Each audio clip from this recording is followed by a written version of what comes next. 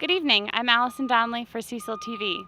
I'm here at the Stafford Pavilion at the Cecil County Fairgrounds. I'm here with Gavra, Porter, Hannah, and Yingling, the goat. Gavra, what goes into preparing livestock for the Cecil County Fair? So the cattle, it takes a lot of time to really halter break them and get them walking with you, and they're really one of the most rewarding. You got to earn a bond with them to get them to come out and walk with you, and got to earn a trust with them to get them to go. They also require a lot of feed to make 1,000 pounds because that's their minimum market weight. The goats are pretty much the same, except Yingling is a breeding buck, so he will come home after the Cecil County Fair. But besides that, it's just a lot of time to put into them and just, yeah. But it's a lot of time to put into them and halter breaking, and just it's really earning a trust with them that makes it all come together. So what is the process for auctioning off livestock once the fair begins? So there will be each market class throughout the week of the different species. The judge will pick their top ones from each weight classes, and the first places will come back in, and the judge will choose a champion market and then a reserve, and all the other ones will just go in the market as they are. And tell us a little bit about Porter. So Porter is about 1.5 years old. He's an Angus Hereford cross. He is honestly my giant dog. I've worked with him since December when he came home from the big farm from being weaned off of his mother. And he was a little stubborn at first. I didn't really want to walk, but what you do is you tie him on a tractor, and then they start walking. That's how they learn to walk. But after that, he's just become spending time with him. It's become just a really great bond between a cow, and he's honestly a project I said I would never do because I was never fond of cows, but he's made me change that opinion. Yes. Is it Yingling or Porter that you said would come home after the fair? Yingling will come home after the fair. Okay, so what's Yingling's story? Yingling was born in February. He was the only one out of his mother, and I was looking for a new goat. Previously, I had raised fainting goats, and I was looking for something new to try. And with a little bit of, stop, leave the goat alone. With a little bit of I don't want to say nagging at my parents, but I finally got them to give in and let me get Yingling, and then I started working with him, and I found he's also quite stubborn, but I found working with him, and then to show him as a breeding buck, and after fair, I'm going to take him home and breed boar goats and have my own babies to show next year. Very cool. So you said you've been in 4-H for 7 years. So what are your future plans? I want to be an equine veterinarian after 4-H. Horses is my main thing, so that's really what I want to do, and just through different things in 4-H, I've really solidified that that's what I want to do. Very cool. Thank you so much. Thank you. I'm here with JC Mitchell at the Cecil County Fairgrounds. JC, what are you doing here tonight? So tonight, Junior Fair Board basically came up, and we're painting a bunch of things to go in the Ed Walls building for the different displays that we're going to have here at the fair. And how long have you been in 4-H? I've been in 4-H since a clover, but I officially started 4-H 6 years ago. Cool. So what will you be doing at the fair this year? So I'm here basically all week. I'm going to have market goats and market lambs here all week, and then Tuesday morning I'll bring up my breeding ewes and my breeding does for the breeding shows. So the work of presenting your livestock at the fair really is like a year-round kind of job. Tell us about what kind of work you've put into this year. So basically we run a herd of about 60 does and bucks, and we travel the East Coast to show at these big ABGA shows, which is the American Boar Goat Association. So we have a pretty big herd, and we are also in a bunch of different registered sales. So it's a year-long project of vaccinating and worming, and it's a constant thing. And what does someone who wins a goat at the fair, what do they get?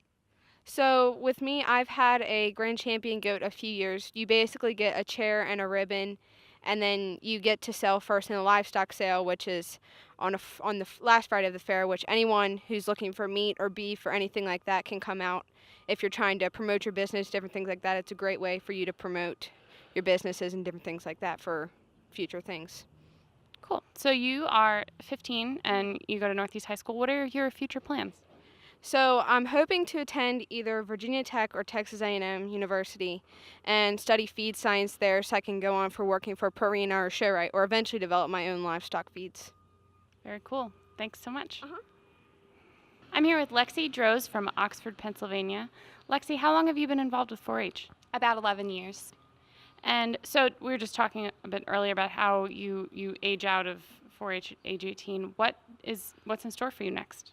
Well, right now I was able to start college a year and a half early, so I'm halfway through my college degree already. I'm pursuing a degree in web development, so within the next few years I'll be finishing up that degree and hopefully getting a job in the web development field.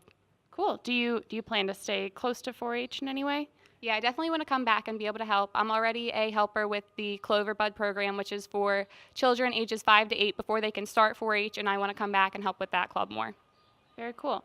So what goes into getting ready for the fair? I know there's like a ton of livestock you guys are painting.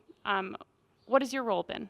So we actually start in January with junior fair board meetings, and we plan out various events throughout the fair that we are going to help with, and we also plan if we want to do any like different competitions, and we get all of that ready. And then closer to the fair, like now, we do things like painting different setups for the fair and helping set up like gates and fences all around the fairgrounds.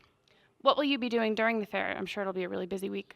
So my fair is going to start off with the chicken show. I am bringing 3 chickens down, and then the day after that, I will be competing in the Miss Cecil County Farm Bureau pageant. So I'm really excited about that. And near the end of the week, I will be driving in the Demolition Derby. Very cool. What are you driving? I am driving a 70s Cadillac, a 70s Chrysler, and then a 90s Lumina. Wow, you're serious. Cool. Well, thanks so much. Thank you. I'm here with April Barcheski. She is the 4-H Youth Development Educator, Youth Development Educator here in Cecil County for the Maryland Extension Office. April, can you tell us a bit about what's going on here tonight, what the Junior Fair Board is doing?